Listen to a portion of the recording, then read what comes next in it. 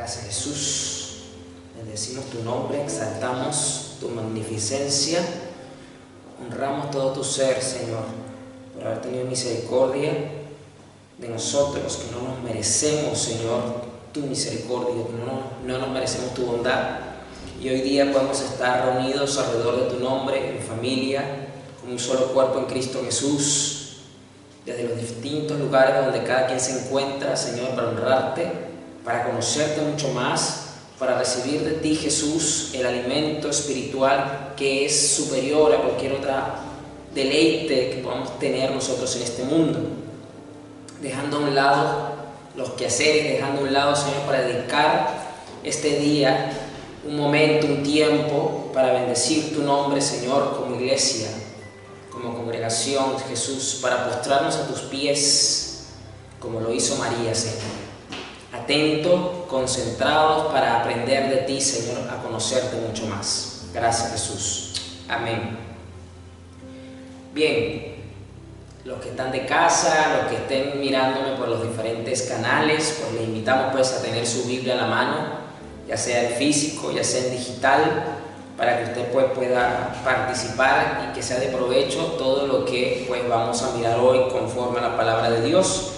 Recordándole pues que se suscriba a nuestro canal de YouTube, que tiene el nombre del ministerio, Ministerio Sembradores de Vida, para que pues le notifique de todos estos mensajes que nosotros siempre subimos también a la plataforma, para que usted pueda pues volverlo a escuchar. Aquí, gracias a Dios, tenemos la dicha, tenemos la bendición de que usted pueda volver a escuchar los mensajes las veces que usted lo requiera, que usted lo pueda compartir también. Y bueno, recordad también que puede seguirnos por Facebook para que también se le notifique y pueda compartir con nosotros también. Bien, vamos a la palabra de Dios. Vamos a Deuteronomio, capítulo 7, versículo 1. Voy a estar leyendo la nueva traducción viviente, la NTV. Deuteronomio 7, versículo 1. Cuando el Señor tu Dios te lleve dentro de la tierra donde estás a punto de entrar y que vas a poseer, es decir, a dominar, a controlar, a juzgar, a enseñorearte, Él te abrirá camino quitando de tu paso a muchas naciones y le nombra 7 naciones, 7 pueblos: los hititas, los jebuseos, los amorreos, los cananeos, los fereceos, los heveos, los jebuseos y todos los feos de la Biblia. Esas 7 naciones son más fuertes y numerosas que tú, evidentemente, porque tenían el control de lo que se conoce, como nosotros lo hemos conocido, como la tierra prometida.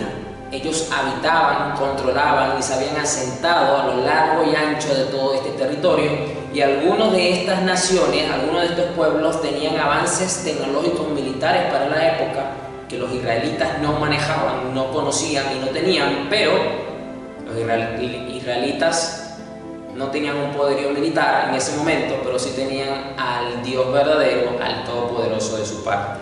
¿Qué ocurre con esto? Dios les habla de esto y les sigue diciendo: bueno, te vas a topar con estas personas, y cuando el Señor tu Dios las entregue en tus manos y las conquistes, debes destruirlas por completo. Ellos no podían destruir por completo a los enemigos, a sus enemigos, si primero no los conocían, número 2, no peleaban contra ellos, y número 3, no los conquistaban.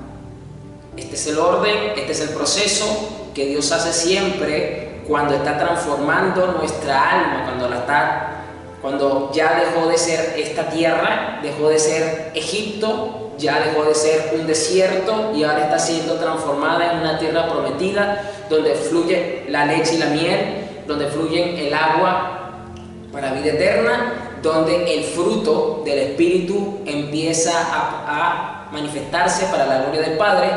Pero hay todavía enemigos en nuestras almas que combaten, que se resisten a ser conquistados, que se resisten a salir, y prefieren convivir con nosotros, con tal de estar cerquita de nuestra alma, de nuestro corazón, de nuestra mente, de nuestro carácter, de nuestras motivaciones, de nuestras decisiones, de nuestras palabras, para causar un efecto en el tiempo.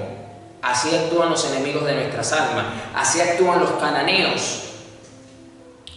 Por eso esta es la parte 3 de conviviendo con los cananeos, o la parte 4, ya perdí hasta el número. Pero la orden que tenía el pueblo de Israel era luchar, conquistar y destruir por completo a los cananeos. No hagas tratados con ellas ni les tengas compasión. No hagas tratado con ellas ni le tengas compasión. Lastimosamente, el pueblo de Israel conquistó según la orden de Dios, pero le tuvo compasión a los enemigos. ¿Por qué digo que le tuvo compasión? Porque en el texto base, que lo vamos a leer ahorita dentro de un ratito, que lo hemos abordado a lo largo de estas semanas, nos hemos dado cuenta que el pueblo de Israel conquistó a la gran mayoría de sus enemigos, sí, pero a buena parte de esos enemigos los tuvo en cautividad, los tuvo como esclavos, y esa esclavitud es una forma de tenerles compasión, porque ellos quisieron ser más buenos que Dios, ellos creyeron que su criterio era mejor que el criterio de Dios, y prefirieron entonces esclavizarlos para ponerlos a trabajar a favor de ellos. No te unas en matrimonio con su gente. No permita que tus hijas ni tus hijos se casen con los hijos o las hijas de esas naciones, porque ellos harán que tus hijos y tus hijas se aparten de mí para rendir culto a otros dioses. Las razones principales de por qué Dios quería que conquistaran y destruyeran a estas 7 naciones que estaban presentes en la tierra prometida es porque tenían un culto politeísta, idólatra, pagano, y Dios no comparte su gloria con nadie. Nuestra fe es monoteísta, creemos en el único Dios verdadero que existe y le rendimos culto solamente a Él, y esta influencia en el tiempo iba a causar un serio problema en el pueblo de Israel, y lastimosamente así ocurrió, así pasó. Entonces el enojo del Señor arderá contra ti y pronto te destruirá. Esta es una de las consecuencias de cuando nosotros no asumimos diligentemente en obediencia la orden, el mandamiento, el estatuto, el decreto que Dios pone sobre nuestra vida.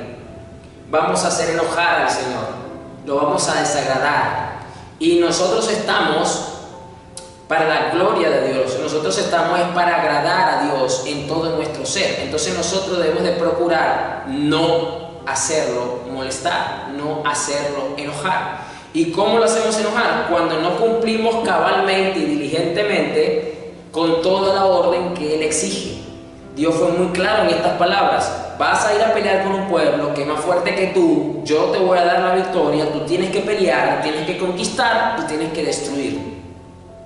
Eso es lo que yo te estoy mandando a hacer. Lo que tienes que hacer es destruir sus altares paganos, hacer pedazos sus columnas sagradas, derribar sus postes dedicados a la diosa Cera y quemar sus ídolos. Destruye a todas las naciones que el Señor tu Dios entrega en tus manos.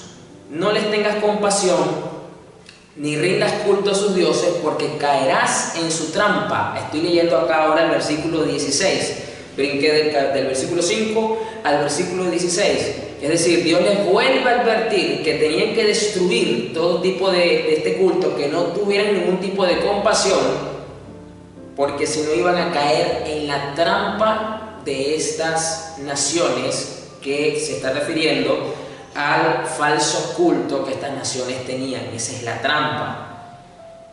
Entonces ya Dios les advertía, ya Dios les venía advirtiendo a la nación de Israel cuál era el trato, cuál era el enfoque que ellos tenían que tener cuando llegasen a la tierra prometida. Ahora sí, vamos al pasaje base con el que hemos estado desarrollando este mensaje que el Señor nos ha dado, en Jueces 1, versículo 1. Sigo con la NTV. Dice: después de la muerte de Josué, los israelitas le preguntaron al Señor cuál de las tribus debe ser la primera en atacar a los cananeos. Fíjese que se muere Moisés, Dios usa a Josué para introducir al pueblo a la tierra prometida y para empezar el proceso de guerra y de conquista de la tierra prometida. Pero básicamente Josué toda su vida giró, el propósito de su existencia giró en torno a estas instrucciones que Dios le dio y a todo esto, pero como que dice, no le alcanzó la vida para concluir con esto, porque él muere, lo acabamos de leer acá. Y bueno, los israelitas al ver que José muere, necesitan consultarle al Señor, entonces ya tenían todo preparado. Y viene la pregunta, ¿cuál de las tribus debe ser la primera en atacar a los cananeos? Recuerden que eran 12 tribus y necesitaban, como todo ejército, una organización, una distribución, un control de mando, una estrategia militar. Y esta pregunta calza muy bien como anillo al dedo, porque tomando en cuenta que eran 7 pueblos con los que iban a tener que combatir, ellos tenían que ser estratégicos en batalla para lograr la victoria. Esto nos enseña a nosotros que el hecho de que Dios esté con nosotros, el hecho de que Dios nos respalde, no quiere decir que nosotros no tengamos que tener la sabiduría necesaria, la inteligencia necesaria para abordar el panorama, los desafíos, los retos que la vida se nos presenta, que los gigantes que se nos paran enfrente no amerite una estrategia. Y eso nos lo da la sabiduría, eso nos lo da la inteligencia, eso nos da la dependencia y la dirección que debemos de tenerle para preguntarle al Señor. Y ellos fueron muy puntuales. Señor, ¿cuál de las tribus debe ser la primera en atacar a los cananeos? Y el Señor les contestó, Judá, porque yo le he dado la victoria sobre la tierra. Yo me pregunté, pero ¿por qué tanta relevancia con Judá? ¿Por qué Judá? ¿Por qué no Simeón? ¿Por qué no Manasés? ¿Por qué no Dan? ¿Por qué no José? ¿Por qué Benjamín? ¿Por qué no las demás? ¿Por qué no cualquier otra de las tribus? No podía iniciar la guerra, no podía estar a la vanguardia del ejército, no podía ir y atacar primero, como lo dice acá, ir delante del ejército, delante del resto de sus hermanos, guiándolos, liderándolos en batalla. ¿Por qué la tribu de Judá? ¿Por qué esta? Precisamente fue Dios el que indicó que debía ser Judá. Y dice luego, básicamente, ¿no? Dice, porque yo le he dado la victoria sobre la tierra, pero es una respuesta que pudo haber dicho Dios también de la tribu de Dan, pudo haberlo dicho sobre cualquier otra de las tribus, pudo haber dicho que ataque Benjamín porque a él le he dado la victoria sobre la tierra. O sea, es una respuesta que quizás tenga mucho más de fondo. Y eso es lo que vamos a mirar hoy, del por qué la tribu de Judá era la primera que debía de atacar a los cananeos. Y aquí vamos a mirar varias enseñanzas. Vamos a mirar varias verdades espirituales, varios principios que a nosotros hoy día, después de mucho tiempo, vamos a poder aplicar en nuestro día a día. Y quiero que comencemos mirando estas cosas en Génesis 29, del versículo 32 al versículo 35, leo la Nueva Biblia Viva, la NBB, para los que me siguen vía digital. En este momento estamos mirando cuando Jacob pues está básicamente trabajando por el amor de Raquel, estos famosos 14 años y todo aquello, y usted sabe pues que fue engañado y le metieron a Lea, la hermana, y se dio cuenta ya tarde, fue en la luna de miel, cuando despertó y se dio cuenta que no era Raquel, y va y reclama, le dice, pero yo a ti llegamos a un acuerdo de que yo a ti iba a trabajar por Raquel, yo no quería a Lea, y bueno, el hombre pues fue muy astuto y le dijo, sí, pero es que la Lea es mayor y Lea se tiene que casar primero, así que Raquel se iba a casar después. Entonces trabajó otro tiempo para casarse con Raquel y básicamente tuvo 2 esposas. Y así que él tuvo hijos con ambas, pero su corazón estaba inclinado hacia Raquel. Pero igual con Lea tuvo hijos. Vamos a ver qué ocurre acá. De modo que Lea, versículo 32, quedó embarazada y tuvo un hijo al que llamó Rubén, porque dijo, el Señor ha visto mi sufrimiento, ahora sí me amará mi marido. Poco tiempo después volvió a quedar embarazada y tuvo otro hijo. A este le puso Simeón, que significa el Señor oyó, porque dijo, el Señor ha oído que no soy llamada, y por eso me dio este otro hijo. Nuevamente quedó embarazada y dio a luz un tercer hijo al que llamó Leví, que significa unido, porque dijo, seguramente ahora sí me amará mi marido, puesto que le he dado 3 hijos. Y por cuarta vez quedó embarazada y tuvo un hijo al que llamó Judá, que significa alabanza. Porque el nombre Judá se parece mucho a un vocablo hebreo antiguo, Yudah, más o menos así es en el hebreo, y significa alabanzas.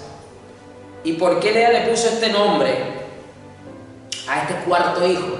Porque dijo: ahora alabaré al Señor. Entonces dejó de tener hijos. Judá, que es el nombre del patriarca de esta tribu, fue el último de su madre Lea. Fueron 4 hijos. Y lo interesante es que acá, fíjese que en los 3 primeros Lea dice que en referencia al amor de su esposo es que le pone los nombres, pero en el caso de este cuarto hijo dice: ahora alabaré al Señor, y significa alabanza. Entonces aquí esto es muy interesante, porque cuando Dios entonces ahora le dice a los israelitas que Judá es la primera de las tribus que tiene que atacar a los cananeos, nos está hablando que debemos nosotros afilar, tenemos que nosotros apuntalar la adoración que nosotros le producimos a Dios para que vaya delante para luchar contra los cananeos. Una de las maneras en las que nosotros logramos batallar contra estos enemigos de nuestras almas, que buscan convivir con nosotros y que no les importa ser, entre comillas, dominados por nosotros, pero con tal de que permanezcan dentro de nuestro corazón, dentro de nuestras mentes, dentro de nuestras almas aún, porque no les importa, es que precisamente con la adoración y la alabanza que no produce nuestra voz para cantar, sino que produce toda nuestra devoción, todo nuestro servicio, toda nuestra inclinación, toda nuestra atención al Señor, debe ir primero al frente para contrarrestar, para contraatacar a estos enemigos de nuestras almas. Porque dijo: ahora alabaré al Señor. Y es precisamente cuando estos enemigos empiezan a causar esta influencia dentro de nosotros, lo que se distorsiona, o lo que mengua, o lo que desaparece, o lo que cambia automáticamente, es la adoración que nosotros le producimos a Dios. Es precisamente ese servicio, es precisamente esa atención absoluta que tenemos, la motivación con la que hacemos las cosas cambia, la forma en la que nosotros abordamos toda situación cambia también, porque estos enemigos de nuestras almas quieren otra vez que el yo, que el ego predomine y se mantenga. Eso es lo que ellos quieren. Entonces es interesante saber que la adoración y la alabanza genuina debe de ir a atacar primero, debe ir a la vanguardia, debe estar delante para atacar a los cananeos, para estar ahí a la vanguardia, apuntalarlo, porque digo: ahora alabaré al Señor. Cuando esto ocurre, automáticamente los enemigos de nuestra alma, estos cananeos que buscan convivir con nosotros, dejan de tener herramientas y armas en contra, o mejor dicho, sus armas que puedan tener ya dejan de tener esa influencia y ese impacto negativo sobre nuestra vida, sobre nuestra mente, sobre nuestros corazones. Se nos hace más fácil luchar contra la queja, se nos hace más fácil luchar contra la duda, se nos hace más fácil luchar con los diferentes enemigos. Pero les quiero recordar que en esta serie venimos hablando de 4 tipos de enemigos puntuales que están afectando a la iglesia y que el Señor me hizo ver, y este es el enfoque. Pero como la palabra de Dios es tan hermosa, es tan profunda y Dios la usa para ministrar a nuestro corazón, quizás Dios te alumbra y te hace mirar otros enemigos que pueden estar afectando tu vida y que igualmente son como los cananeos, que lo que quieren es seguir conviviendo contigo. Hemos visto la indiferencia, vimos la doblez de corazón, correcto, es el número 3. Y hoy vamos a mirar el otro enemigo cananeo de nuestra alma, que es la indiferencia. Esa la vamos a mirar. No, perdón, ya se la vimos. La indiferencia la vimos, la doblez de corazón. La superficialidad es la que vamos a mirar. La superficialidad. Ese es el otro enemigo cananeo que vamos a mirar hoy, que lo tenemos que combatir. Pero quiero que sigamos mirando estos detalles del por qué Judá, Dios dijo que tenía que ir primero a atacar, ir a la vanguardia del ataque de los israelitas.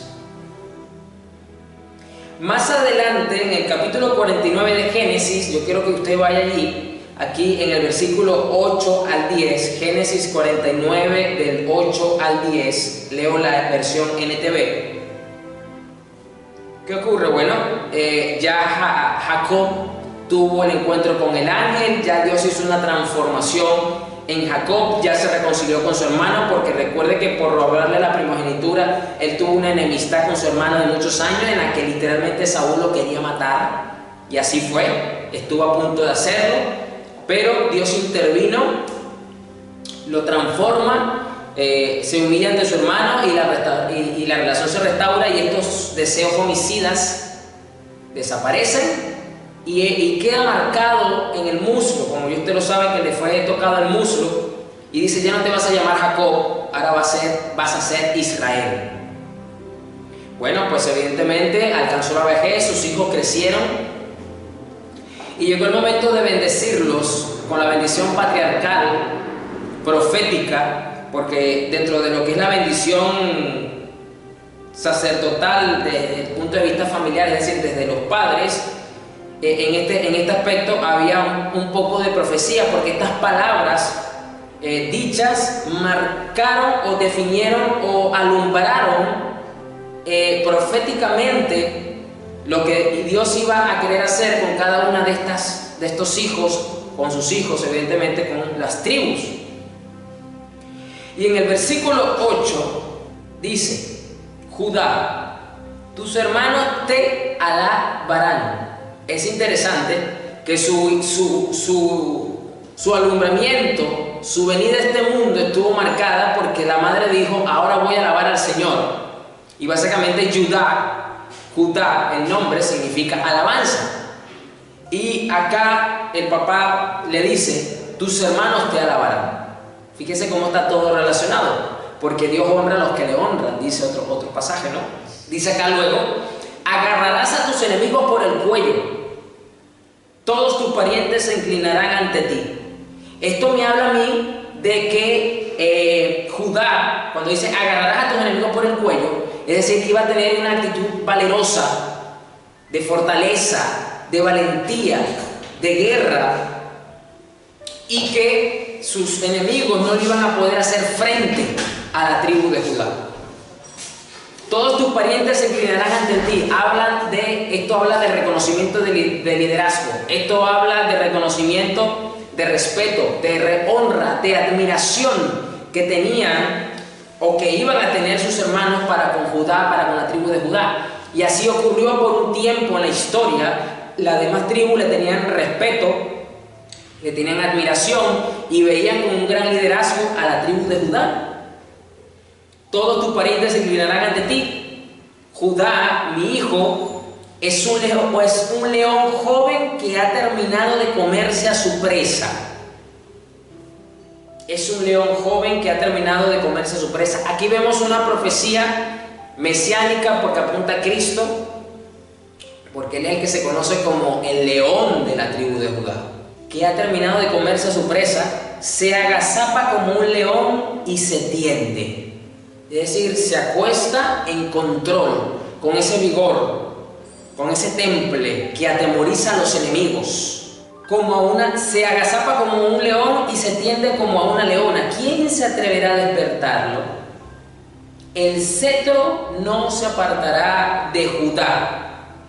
El cetro es ese instrumento que usan los reyes para gobernar. Ni la vara de mando de sus descendientes, hasta que venga aquel a quien le pertenece. Esto es decir, a Cristo. aquel a quien todas las naciones honrarán. No se estaba refiriendo a la tribu de Judá. Evidentemente esto era una simbología y un anuncio profético de Cristo. En Génesis 49 del 8 al 10. Y aquí nos dice entonces las características que tenía la tribu de Judá.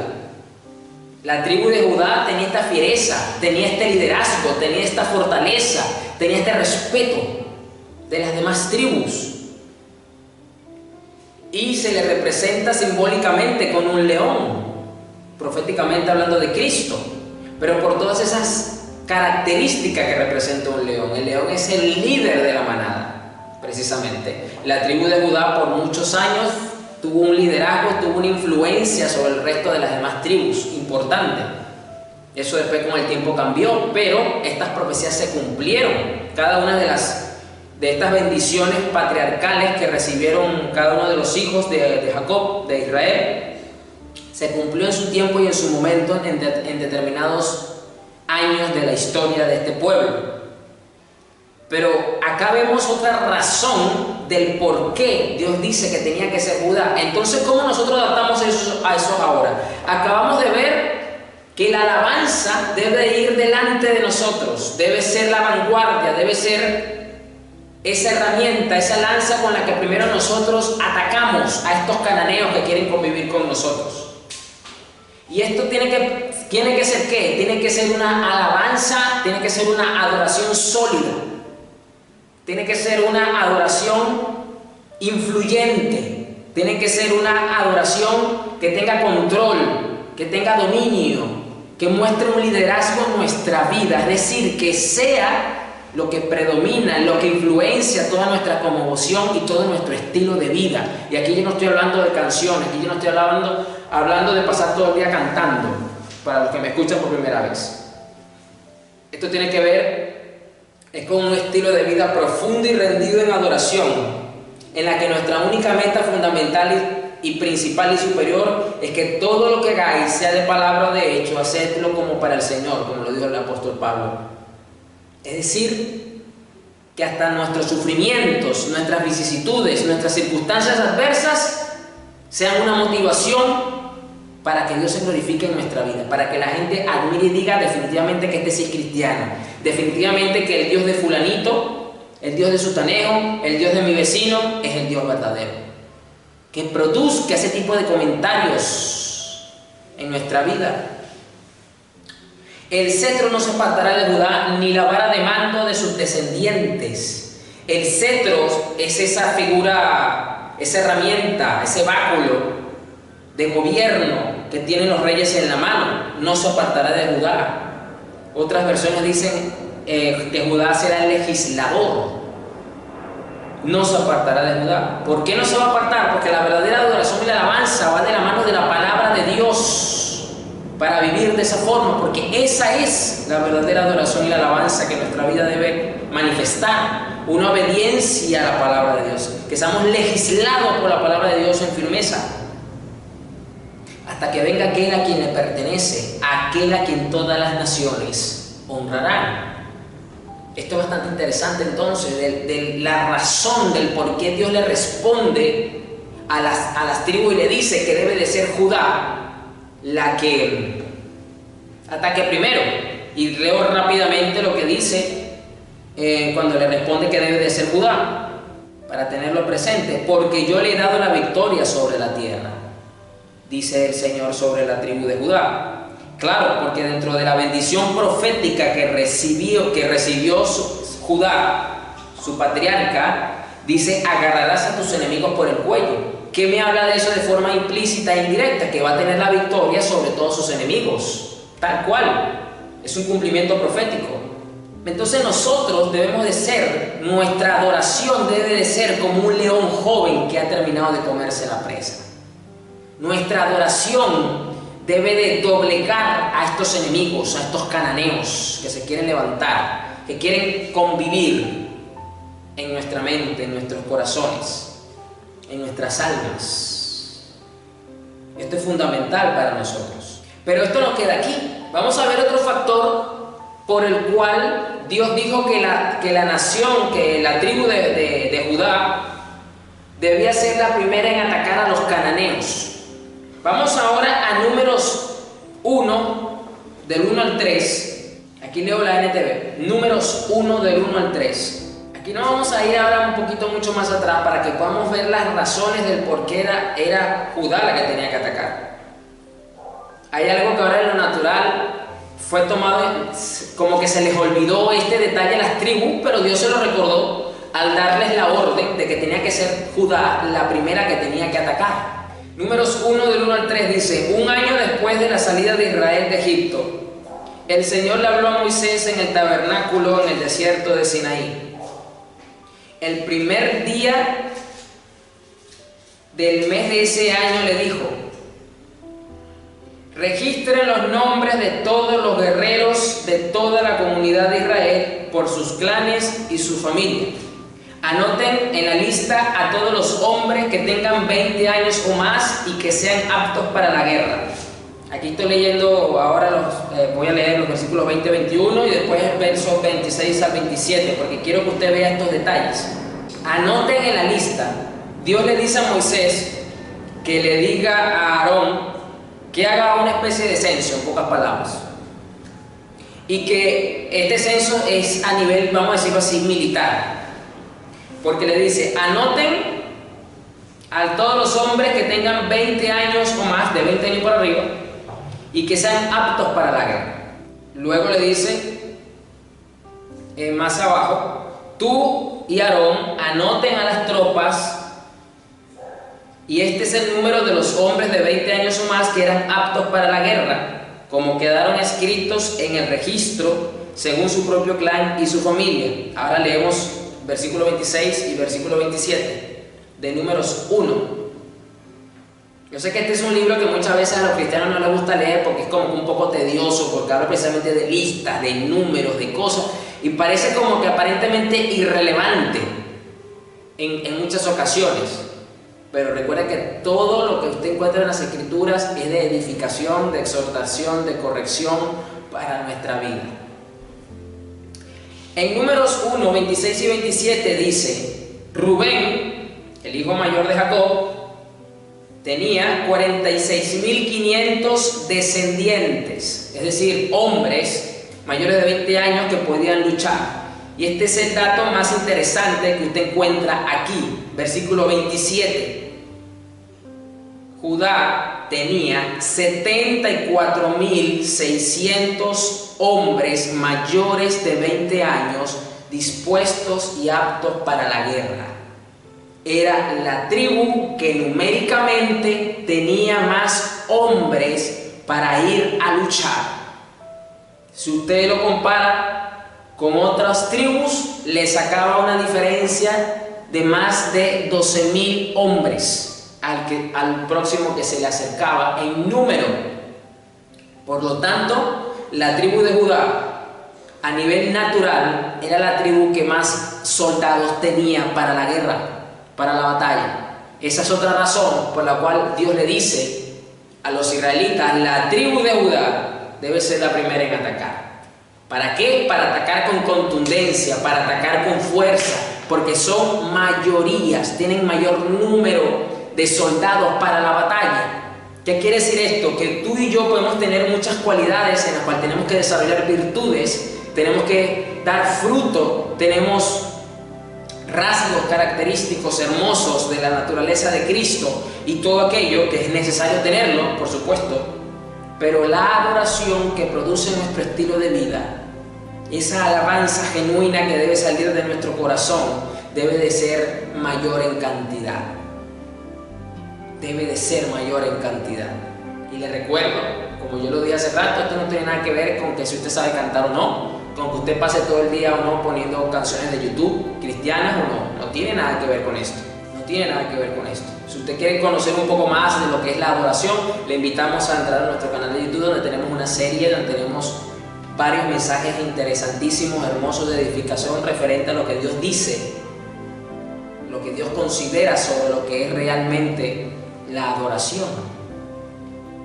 Pero este es otro motivo por el cual Dios le dice a los israelitas que la primera que debe de atacar debe de ser Judá, porque son mayores en número, tenían más cantidad de soldados, de hombres.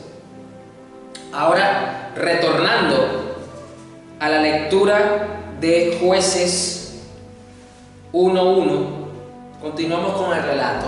Ahora esto nos amplía el entendimiento, nos amplía el conocimiento, nos hace profundizar mucho más para que podamos entender mejor la respuesta de Dios. El Señor contestó: Judá, porque yo le he dado la victoria sobre la tierra. Entonces los hombres de Judá les dijeron a sus parientes de la tribu de Simeón: vengan con nosotros a luchar contra los cananeos que viven en el territorio que se nos asignó. Ellos tuvieron una alianza estratégica con la tribu de Simeón para atacar, para dar el primer ataque en esta guerra, para conquistar el territorio que ya se les fue entregado de parte de Dios, que vive en el territorio que se nos asignó. Después nosotros los ayudaremos a ustedes a conquistar su territorio. Aquí es entonces cuando nosotros unimos la adoración y la alabanza como la base de nuestro estilo de vida, junto con las demás virtudes que hemos estado desarrollando, con los demás rasgos celestiales del carácter de Cristo, y damos un ataque contundente contra todos los enemigos de nuestra mente, de nuestro pensamiento, de nuestra alma, y causamos un daño irreparable delante de nuestros enemigos. Y esto es otra cosa, una enseñanza muy hermosa, es que cuando tú conquistas una área en particular, tú tienes la autoridad para ayudar a otros a conquistar en esas áreas de su vida, que son batallas personales que cada quien está luchando y librando. Porque aquí lo dice: ayúdenos ustedes a nosotros, nosotros vamos a luchar, pero luego nosotros los vamos a ayudar a ustedes en la lucha que ustedes tienen para que conquisten. Ahí está. Vengan con nosotros a luchar contra los cananeos que viven en el territorio que se nos asignó. Después nosotros los ayudaremos a ustedes a conquistar su territorio. Así que los hombres de Simeón fueron con los de Judá. Cuando los hombres de Judá atacaron, el Señor les dio la victoria sobre los cananeos y los fereceos, y mataron a 10.000 guerreros enemigos en la ciudad de Besek. Mientras estaban en Besek, se toparon con el rey Adoni-Besek y lucharon contra él, y derrotaron a los cananeos y a los fereceos. Fue una victoria contundente, pero tuvieron que batallar, tuvieron que luchar, tuvieron que pararse al frente, pero Dios les dio la victoria. Lograron dar una gran impresión a nivel militar sobre sus enemigos, la nación de Israel, con este primer ataque de la tribu de Judá. Esto nos habla entonces de lo que necesitamos estratégicamente hablando, espiritualmente hablando, para luchar contra los cananeos que quieren quedarse a convivir con nosotros. Porque usted sabe que dentro de este pasaje, varias de las tribus no lograron destruir, y no es que no lo lograron porque no tuvieron la capacidad de hacerlo, sino porque muchas veces no quisieron hacerlo, porque prefirieron dejarlos en esclavitud y ponerlos a trabajar para ellos. Eso les trajo una falsa sensación de seguridad y de victoria, pero que les salió caro en el tiempo. ¿Por qué? Porque al no destruir a los enemigos, como lo vimos en Deuteronomio 7, que esa fue la orden que Dios les dio al pueblo: te voy a introducir a una tierra donde tus enemigos son superiores, pero yo te voy a dar la victoria, tú los vas a conquistar y los vas a destruir. Vas a destruir a ellos, vas a destruir el culto de ellos, y no vas a permitir que tus hijos y tus hijas se casen con sus hijos. Esa fue básicamente la orden.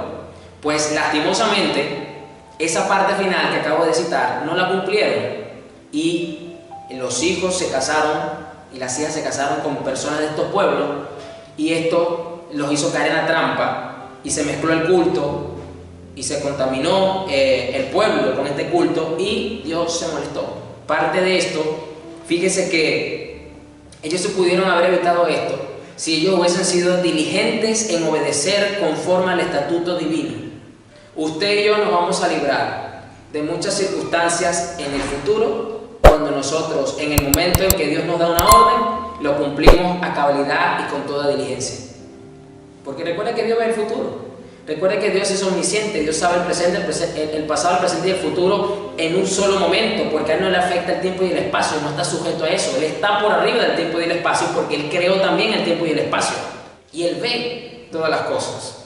Bien, dije hace rato que íbamos a ver uno de estos enemigos que el Señor me ha ministrado, uno de estos cananeos que quieren quedarse a cohabitar, a convivir en nuestro corazón, en esta tierra prometida, en esta alma regenerada que ahora tiene un fruto abundante para Dios, de un fruto donde hay arroyos, como lo dice acá en la lectura de Jueces, que le pidieron arroyos a Caleb y les dio los de arriba y los de abajo. Había mucha abundancia de agua fresca y de nuestro interior corren ríos de agua viva, un agua fresca también. Pero hay cananeos que no quieren soltar, hay cananeos que prefieren, entre comillas, hacernos creer que tenemos una victoria, que tenemos un control para que nos sintamos más espiritual y con eso nos conformemos, como se conformó el pueblo de Israel, para que no los destruyamos y los saquemos, para ellos luego más adelante causar estragos. Y es la superficialidad. Estamos viviendo tiempos donde la superficialidad es lo que predomina en la iglesia y uno se da cuenta con las formas y la manera de cómo se predica desde los altares y de cómo las personas en muchos sectores de la iglesia viven el evangelio de una forma muy light, de una forma muy superficial, de una manera que básicamente tú no sabes si son cristianos o no lo son, porque no se ve una diferencia clara, marcada, que contraste con el mundo muchas veces, donde la ligereza, donde la superficialidad ha hecho que lastimosamente la iglesia abrace posturas doctrinales que fueron condenadas en la historia y que dejaron un precedente por ser posturas que eran contrarias a nuestros principios, que eran contrarias a lo que usted y yo encontramos en las Santas Escrituras y que hoy día se ha adoptado y forma parte de la sana doctrina de muchas partes de la iglesia. Y eso es debido a la superficialidad con la que muchas veces se quiere plantear el evangelio con la excusa de que hay que ponérsela fácil al hombre para no seguir recibiendo rechazo u hostilidad de parte del evangelio, para que vean que el evangelio es agradable. Yo quiero que vayamos a Mateo 13 ahora, versículo 1, y aquí leo la Nueva Biblia Viva. Más tarde, aquel mismo día, Jesús salió de la casa y se dirigió a la orilla del lago. Pronto se congregó una multitud tan inmensa que se vio obligado a subir a una barca y enseñar desde allí a la gente que lo escuchaba con atención en la orilla. Imagínense, mi Señor era tan famoso que no podía ni siquiera caminar en la playa, que por lo general las orillas de playa y toda esa zona es bastante amplia porque había demasiada gente. Y tuvo que montarse en una barca para alejarse un poquito de la orilla, para usarla como púlpito, para poder enseñar y predicar. En su sermón empleó muchos simbolismos que ilustraban sus puntos de vista. Por eso le quise traer esta versión, porque es bastante interesante cómo usa algunos términos. Por ejemplo, usó el siguiente: un agricultor salió a sembrar sus semillas en el campo. Mientras lo hacía, algunas semillas cayeron en el camino y las aves vinieron y se las comieron. Otras cayeron sobre terreno pedregoso donde la tierra no era muy profunda. Las plantas nacieron pronto, pero a flor de tierra, y el sol ardiente las abrazó y se secaron, porque casi no tenían raíz. Otras semillas cayeron entre espinos y los espinos las ahogaron. Pero algunas cayeron en buena tierra y produjeron una cosecha de 30, 60 y hasta 100 granos por semilla plantada. El que tenga oídos oiga. Luego de esto, los apóstoles se le acercan y le preguntan que por qué hablaba con tantas parábolas, que por qué hablaba con tanto simbolismo. Usted lo puede leer ahí más abajo. Y le dice que es para que se cumpla una profecía. Y les aclara que para los que son de él, Él les habla claro y directamente, sin parábolas y sin simbolismo, como lo dice esta versión, porque básicamente las parábolas son una forma de representar simbólicamente un mensaje. Pero aquí más abajo, en Mateo 13, el versículo 18, encontramos la explicación de esta parábola de parte de nuestro Señor. Una de las pocas parábolas que tuvo una explicación directa de parte de Él y que quedó registrada para nosotros. Es esta la parábola del sembrador. Y luego de darle seguir enseñando este principio espiritual a los apóstoles, Él les dice cuál es el significado de esta parábola. Versículo 18. Y ahora les voy a explicar el simbolismo del sembrador. Y comienza. El camino duro en que algunas de las semillas cayeron representa el corazón de las personas que escuchan las buenas nuevas del reino y no las entienden. Por eso, cuando Satanás llega, les quita lo que se les sembró. El terreno pedregoso y poco profundo simboliza el corazón del hombre que escucha el mensaje y lo recibe con gozo, pero, escucha otra vez lo que dice, no hay profundidad en su experiencia y las semillas no echan raíces profundas. Luego, cuando aparecen los problemas o las persecuciones por causa de sus creencias, el entusiasmo se le desvanece y se aparta de Dios. El terreno lleno de espinos es el corazón del que escucha el mensaje, pero se afana tanto en esta vida que el amor al dinero ahoga en él la palabra de Dios y cada vez trabaja menos para el Señor. La buena tierra representa el corazón del hombre que escucha el mensaje, lo entiende y sale a ganar 30, 70 y hasta 100 almas para el reino de Dios. Es interesante como lo dice esta versión y por eso se la quise traer. Como la parte final lo interpreta, ¿no? Lo traduce. Pero a donde quiero llegar es que en la explicación del Señor dice acá que, número uno, que las semillas que caen en el corazón, las semillas que cayeron en el camino representan a las que escuchan el mensaje y no las entienden. Y por eso Satanás llega y les quita la semilla. Es decir, como no se apropia, como la semilla no se sembró y no echa raíces y no crece, entonces esa palabra queda en el olvido, porque no causó un efecto. El terreno pedregoso y poco profundo simboliza el corazón del hombre que escucha el mensaje, pero ahí no hay profundidad en su experiencia. Precisamente la superficialidad en el creyente se manifiesta en dos áreas. Número uno, en la superficialidad a la hora de entender y comprender el mensaje que se le expone y se le explica. Y número dos, la superficialidad a la hora de experimentar el mensaje que ya entendió y comprendió. Son dos partes en las que la iglesia, en la que el creyente tiene que profundizar.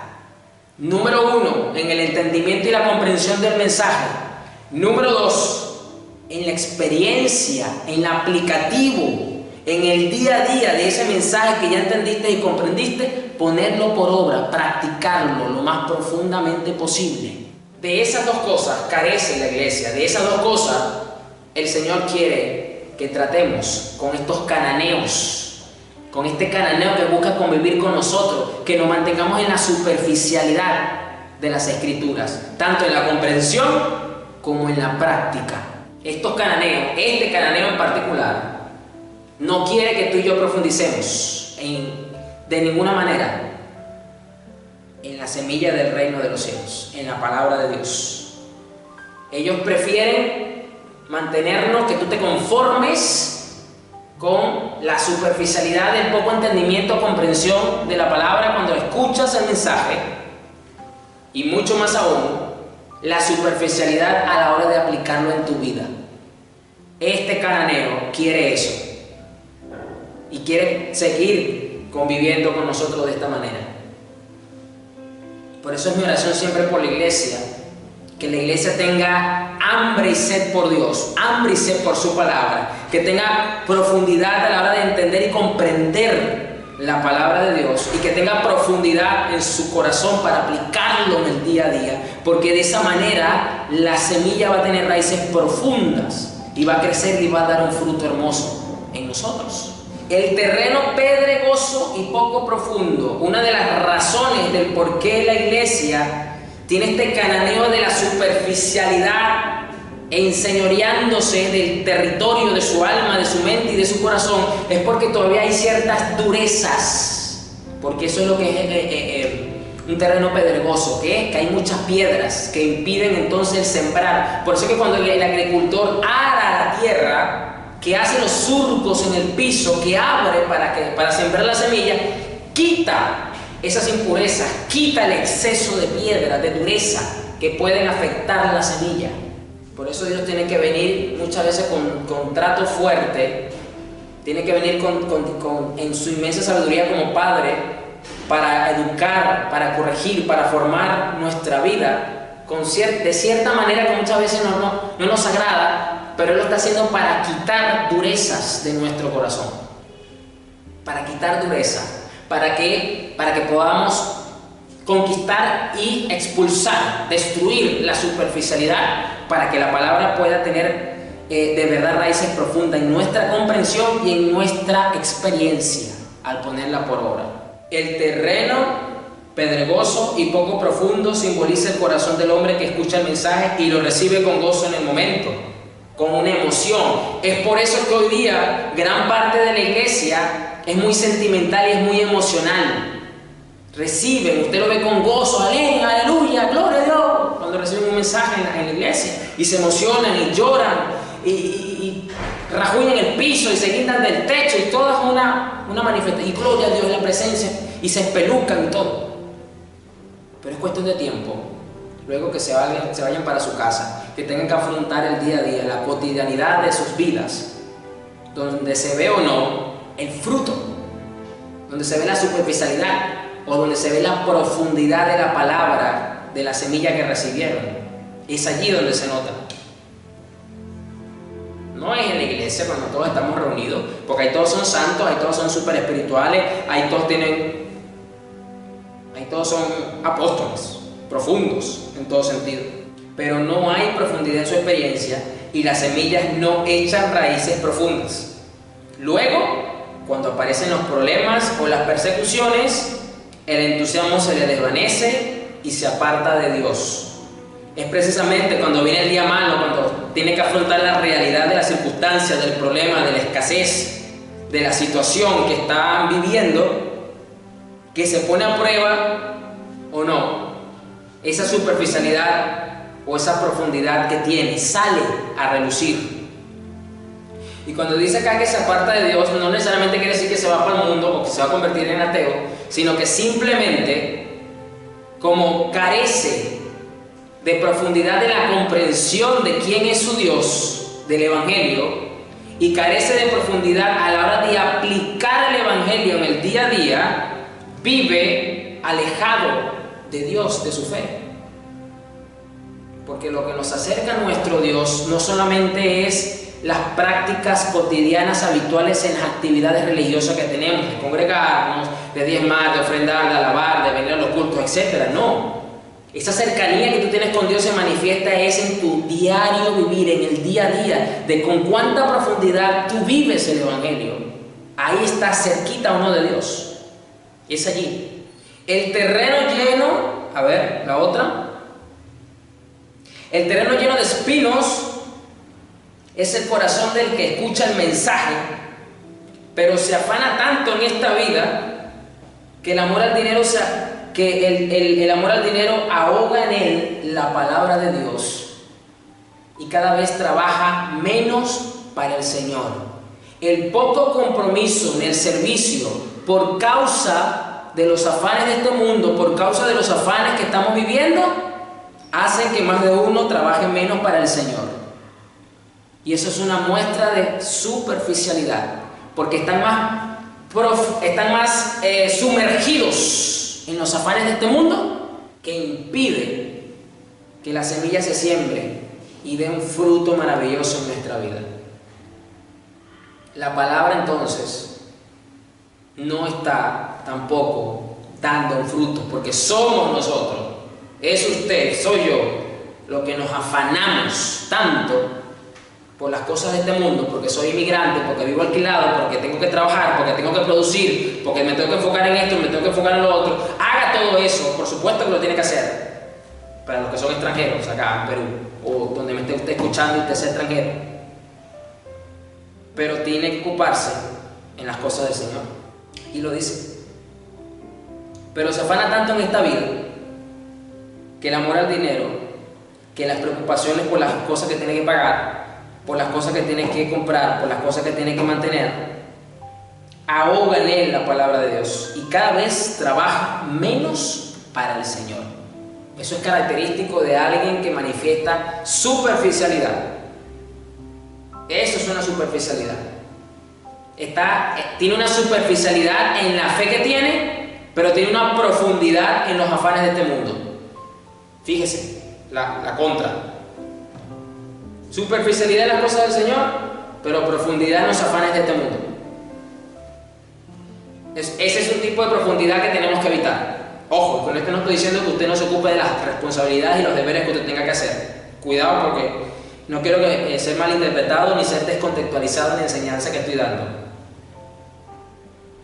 Mientras que la buena tierra representa el corazón del hombre que escucha el mensaje, lo entiende y produce el 30, 60 y el 100 por uno. Es decir, un corazón, un alma que se ha ocupado de batallar contra el cananeo de la superficialidad en su vida, va a dar un fruto progresivo en el tiempo. Eso es lo que quiere decir 30, 60 y al 100 por uno, que no va a ser de golpe que tú vas a dar el 100% del fruto, sino va a ser algo progresivo en el tiempo. ¿Y que eso qué quiere decir? Que se va a notar más la profundidad con la que ahora el Señor está llamando a la iglesia, está trabajando en la iglesia para que salga de esta superficialidad en la que se encuentra gran parte de ella.